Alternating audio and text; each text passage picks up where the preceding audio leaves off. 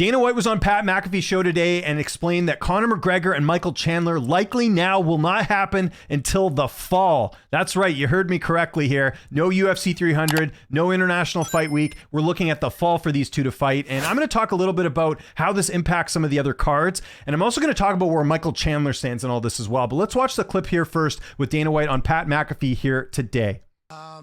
So just, I'm a mark. Conor McGregor's fighting Chandler. Eventually, yeah. Hopefully this year. No, I heard we got a date. We didn't have a date. Chandler's pushing for a date. People are pushing for a date. Conor said he knows a date. Everybody has a date. You're the guy that got to set the date. You should say the date.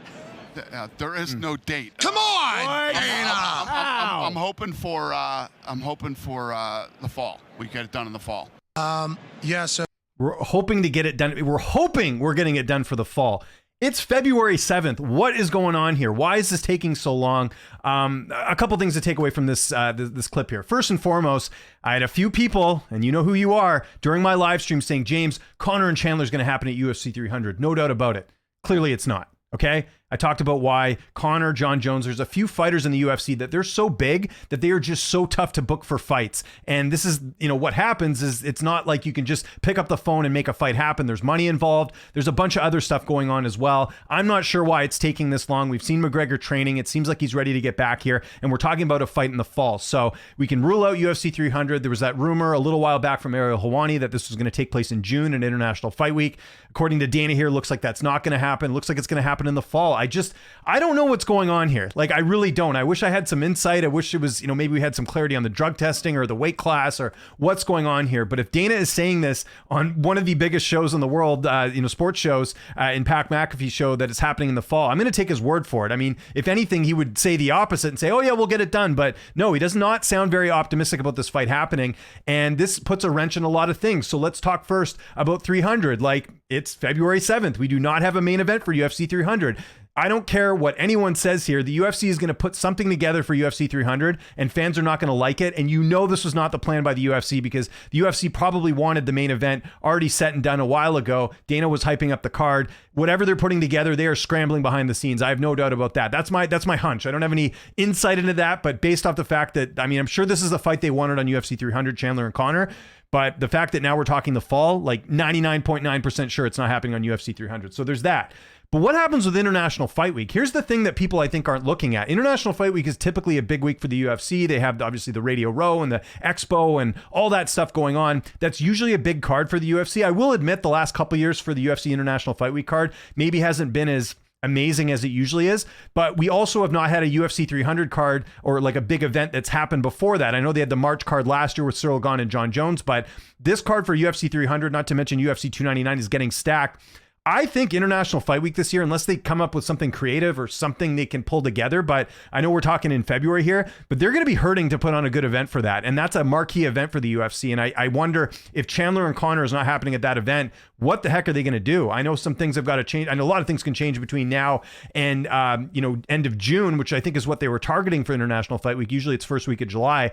So that's the thing here. Dana basically saying if it's happening in the fall, International Fight Week is taking a huge hit because that would be a no-brainer to put Conor and Chandler on International Fight Week. Now, let's talk about Michael Chandler here because I know, I can already predict this right now, there's going to be a bunch of YouTubers, a bunch of people talking about how Michael Chandler is screwed.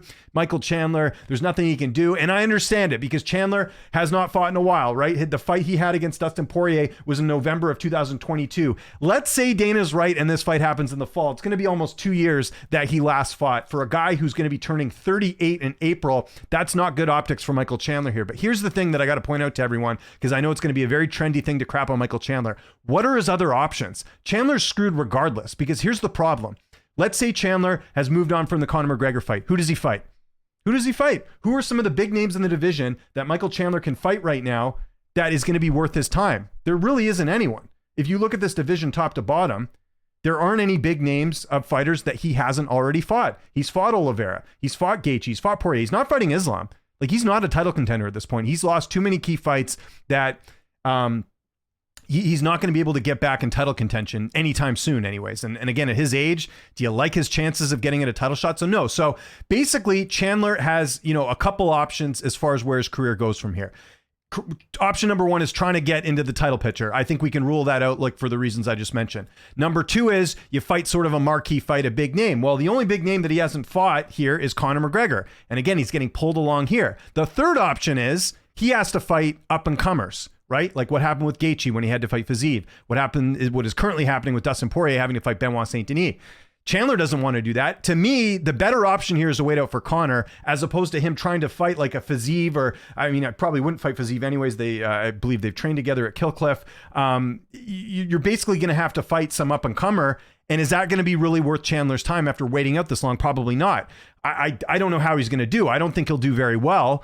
We've seen, I think it's pretty evident right now that Chandler's not a contender in the weight class. So where does he fit? I think he's somewhere in the top 10, maybe. I think there's some guys in the top 15 that he can beat, but I also don't know, with him being off for so long and the age and the damage and the injuries and all that stuff that he's taken, how's he going to do? So to me, Conor is the best option. So again, people are going to say Chandler dropped the ball. What options did he have, really? I think Chandler was just in a weird spot to begin with, because you got to remember, when he came over from Bellator, he was an older fighter, right? And I know people don't like the fact that he got the title opportunity and all these different things, but you have to remember that, like, Chandler didn't come in here as some young 20-year-old and they can kind of build him up.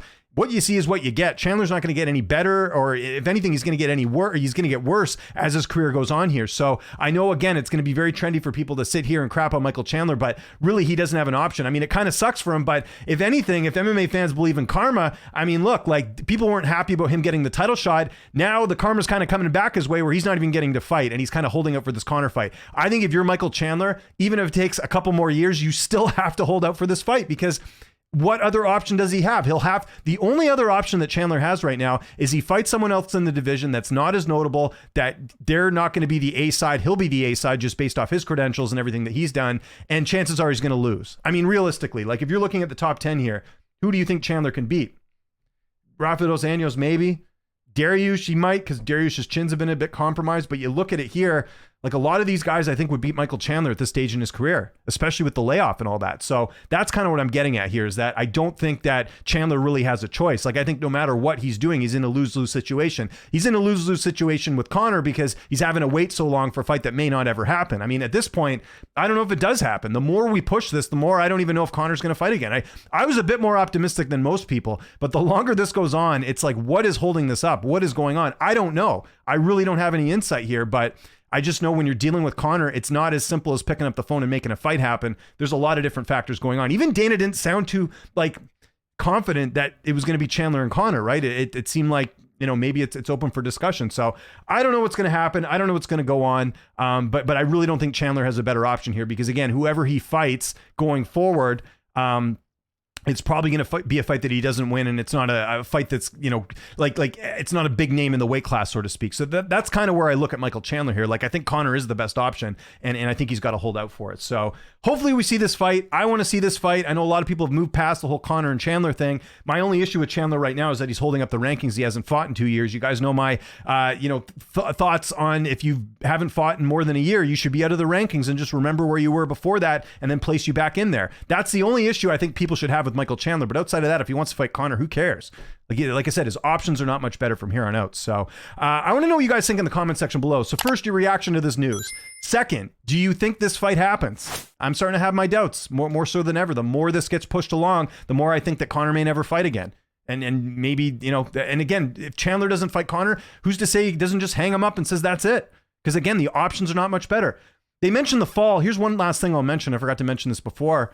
Is this something they look at doing in the Sphere? I know they were talking about UFC Noche maybe being in the fall and doing that in the Sphere, but that seems like a slam dunk, is getting Conor in the Sphere. That's the only way they could kind of save this thing, where it would be a little bit interesting to see what type of venue they could do at. And Conor is definitely someone that people would come out and buy more expensive tickets to go see an event like that at the Sphere. So that's another thing I'm throwing out there too. But just let me know your thoughts on this entire thing and what your thoughts are, and we'll take it from there in the comments. I'm James Lynch. Follow me on Twitter, TikTok, Instagram, X, whatever you want to call it, Threads, @Lynch on Sports. Thanks so much for watching, and I'll talk to you guys soon.